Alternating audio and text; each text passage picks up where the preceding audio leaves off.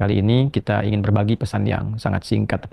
Yang dalam singkat ini kita ingin mengingatkan baik kepada diri saya pribadi dan kepada kita semua tentang satu bagian dari ayat Al-Quran yang kiranya penting kita renungi, yaitu Quran surah ke-81 At-Takwir di ayat ke-26. Saat Allah Subhanahu wa taala berfirman, "Fa aina tadhhabun?" Maka engkau itu sesungguhnya mau kemana? Ayat yang singkat tapi begitu padat dan sangat mendalam, memberikan satu kesan yang cukup menusuk ke dalam jiwa setiap manusia. Pertanyaan yang datang langsung dari pencipta kita, sesungguhnya engkau mau kemana? Allah sudah menjelaskan mengapa kita diciptakan. Allah sudah memberikan jalan kehidupan bagi kita dan menerangkan konsekuensi di balik pilihan-pilihan yang kita tetapkan untuk menempuh jalan-jalan yang dimaksudkan. Bila benar, resikonya seperti ini. Bila salah, konsekuensinya demikian. Maka, di antara sekian manusia yang telah mengetahui semua konsekuensi itu, terkadang masih mengedepankan bujukan-bujukan atau bahkan pengaruh-pengaruh nafsunya agar bergeser dari nilai-nilai kebaikan, bahkan nilai kemanusiaan yang telah Allah tetapkan. Ketika Allah menyampaikan, tidaklah aku ciptakan jin dan manusia itu kecuali untuk menaati aku, untuk beribadah kepada aku. Jadi sifat menjalani kehidupan di muka bumi ini adalah dilandaskan pada kepatuhan kita kepada Allah Subhanahu wa taala. Kepatuhan itulah yang disebut dengan ibadah.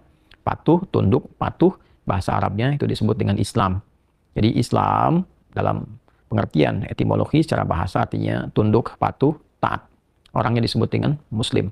Jadi setiap manusia itu konsekuensinya memang mesti patuh, tunduk, dan taat kepada Sang Pencipta, yaitu Allah Subhanahu wa taala. Karena itu ketika Allah menyampaikan di dalam firman-Nya, "Wa ma khalaqtul jinna wal insa illa liya'budun."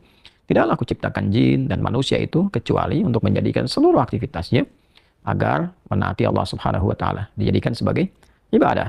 Jadi kita dari bangun tidur sampai tidur itu sejatinya adalah memetakan kurikulum untuk menaati Allah dalam bingkai ibadah, dilatih dalam bentuk ritual. Ritual itu untuk mengaktifkan titik spiritual kita, titik roh kita. Segala yang terkait dengan roh disebut rohani. Jadi dalam diri kita ini ada spiritnya, ada rohnya. Dan itu adalah titik latihan pertama untuk mengaktifkan ya titik-titik kebertuhanan. Jadi ketika Allah sampaikan, tidaklah aku ciptakan engkau kecuali untuk menaatiku. Nah, titik ketaatan itu ya disebut dengan titik ritualnya. Ibadahnya ibadah ritual, ya keadaannya keadaan spiritual, itu yang penting kita aktifkan dulu. Itu sebabnya diminta kita sholat untuk mengoneksikan diri kita, mengaktifkan sinyal itu dengan Allah Subhanahu wa taala, dengan Sang Pencipta. Sehingga ketika terkoneksi, terbangun kesadaran dari dalam diri kita sebagai sebuah fitrah. Nanti kesadaran itu yang akan membimbing bagian dari sifat intelektual kita, titik intelektual, ya IQ itu, ya intellectual quotient. Kemudian nanti titik fisik kita, physical quotient. Jadi nanti yang menggerakkan adalah titik spiritualnya. Ini yang memberi perintah. Kalau akal itu masih objektifnya normal saja. Karena dia hanya mengkonstruksikan pikiran, mengolah data, ya, jadi informasi menjadi knowledge. Knowledge itu yang akan diteruskan kepada fisik untuk dieksekusi. Ya, bagaimana nanti lisan bicara? Seperti apa konstruksi bicaranya? Mengatur katanya bagaimana? Memilihnya seperti apa? Menjelaskannya bagaimana? Tapi perintah untuk melakukan itu sumbernya dari sini. Ya, dari titik terdalamnya. Di dalam itu cuma ada dua. Ada jiwa takwa, ada jiwa fujur. Fa'alhamaha fujuraha wa taqwaha. Maka di dalam diri manusia itu, di titik paling dalamnya itu, ada nilai kebaikan, disebut dengan takwa, karakter moral kebaikan. Ada yang buruk disebut dengan fujur. Nama lainnya disebut dengan nafsu. Karena dari fujur keluar su, melewati nafas. Nafas ketemu su, jadi nafsu. Quran surah ke-12 ayat 53. Wa ma ubarni'un nafsi innan nafsa la'ammaratum bis-su illa ma rahima rabbih. Maka semua tindakan kita, menatap, mendengar, berbicara, bertutur, sampai dengan berjalan, ujung kepala sampai ujung kaki, yang kita jadikan sebagai bagian dari perangkat beraktivitas itu, semua tatanannya, perintahnya kalau tidak dari takwa, adalah dari fujur. Kalau bukan dari sifat baik, sifat buruk yang bersumber dari nafsunya. Maka semua kegiatan yang kita desain dalam setiap hari itu, kita tata. Dan Allah tanya, baik, engkau untuk apa bekerja? Ya Allah, saya ingin mencari rezeki. Baik, bagus. Untuk dapat uang. Setelah dapat uang mau kemana? Pengen kaya. Setelah kaya mau ngapain? Beli ini, beli itu. Setelah itu mau ngapain? Ditanya terus sampai ujungnya. Fa'aina tadhhabun. Sampai ke titik puncaknya. Kalau kamu sudah meraih apa yang kamu inginkan itu, harta sudah banyak, terkumpul, sudah mewah, rumah sudah megah, mobil melimpah, hidup juga kaya begitu rupa, terus mau ngapain? Ya.